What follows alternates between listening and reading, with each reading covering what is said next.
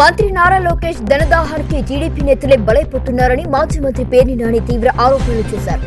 శనివారం ఆయన మాట్లాడుతూ విజయ్ డైరీ చైర్మన్ గా చలసాని ఆంజనేయులు రైతుల ద్వారా ఎన్నికయ్యారని తెలిపారు.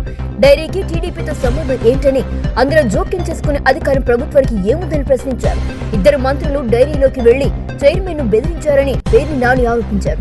దీంతో చలసానికి గుండెపోటు వచ్చి ఐసీయూలో చికిత్స పొందుతున్న సమయంలోనే రాజీనామా చేయించారని ఆయన విమర్శించారు. ఇక విజయ్ డైరీ వ్యవహారంలో ప్రభుత్వం జోక్యం చేసుకోవడంపై సమాధానం చెప్పాలని పేర్ని నాని డిమాండ్ చేశారు. 1000 కోట్ల టర్న్ ఓవర్తో, అంటే పాలు ఒకటే కాదు, 2.5 లక్షల పాల సేకరణే కాదు, రైతుల నుంచి పాల సేకరణతోనే కాదు, బై ప్రోడక్ట్స్ మీద విపరీతంగా లాభాలు ఆర్జిస్తుంది. ఆ సంస్థ 3 పూల 6 కాయలుగా ఉంది. ఈ హెరిటేజ్ కోసం ఎవరిని వదలన పరిస్థితి. వాళ్ళ డబ్బు కోసం, వాళ్ళ ఆస్తులు పెంచుకోవడం కోసం, సంపద సృష్టి కోసం నారా చంద్రబాబు నాయుడు గారు కానీ, నారా లోకేష్ నాయుడు గారు. చంద్రబాబు నాయుడు గతంలో ఇట్టాగే గుంటూరు జిల్లాలో ఉన్నటువంటి సంగం డైరీని కూడా లోపరుచుకుంటాకి శత విధాల ప్రయత్నం చేశాడు. దూడిపాళ నరేంద్రకి మంత్రి పదవి ఎరేసాడు. లొంగకపోతే మంత్రి పదవి నీకు కావాలంటే నువ్వు సంగం డైరీని వదిలేయమన్నాడు. నాకు మంత్రి వద్దు గింతొద్దు, నాకు సంగం డైరీ కాదు చాలే అని చెప్పి దూడిపాళ సంగం డైరీతో సరిపెట్టుకుని దాన్ని సంగం డైరీకి ఆగాడు. సంఘం లేదా విజయ, విశాఖ, ఈ కోస్తాలో ఉన్నటువంటి ఈ 3 సంఘాలు ఇవాళ గట్టిగా వ్యాపారం చేస్తున్నాయి.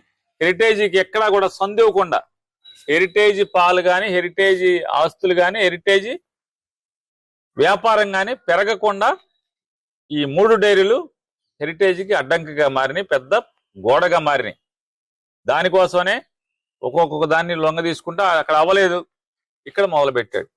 ఇక్కడ మొదలుపెట్టి చివరికి ఏ స్థితి అంటే అదృష్టవశాత్తు విజయ డైరీ అదృష్టం, ఆర్టీసీ అదృష్టం ఎట్లా వచ్చిందంటే నారా చంద్రబాబు నాయుడు గారు 2004లో పడిపోవటం, 10 ఏళ్ళు చంద్రబాబు నాయుడు అధికారం లేకపోవటం, రాజశేఖర రెడ్డి గారు వచ్చి మండవజానికి రామయ్య గారు ఆల్మోస్ట్ ఎన్నిసార్లు రాజశేఖర రెడ్డి గారిని కలిసేవాడు, విజయ డైరీ కోసం సహకారాన్ని అర్థించేవాడు, అలాగే ఆయన పొందేవాడు.